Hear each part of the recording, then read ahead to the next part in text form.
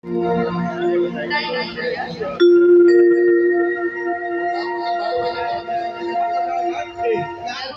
भी रुक जाइए, क्या बोल रहे हैं? हो गया क्या? अच्छा एक लास्ट कर दिया जाओ यदि परमिशन हो जाए। अच्छा हेलो सबसे पहले मैंने आग्रह किया था कि नर्तकी आप लोग बैठ। अच्छा आप लोग माने नहीं।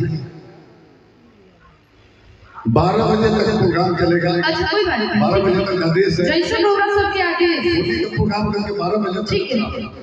तो क्या बोलते हैं अभी होली हो जाए ओकरा बाद होली होने वाले फिर उठान हो के चले जाओ। 12 बजे तक परमिशन है ऊपर से।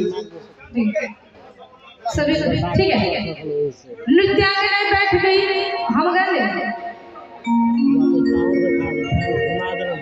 हम इन दोनों आदमी से आग्रह करब कि हम लोग मंच खाली कर दें। ऐसे कि देखिए प्रशासनिक कार्यक्रम हमें के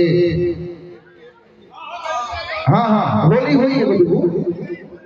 अच्छा होली गाने से पहले एक बार फरमाइश है तो सुना दी, उसके बाद होली गाने खत्म हो जाए। ठीक बा? का कहत नहीं गली लो भैया तेरे लगा दी, एफ लगा दी, एफ लगा दी, एफ आई दे दीजिए गोदी माइक को दे दो।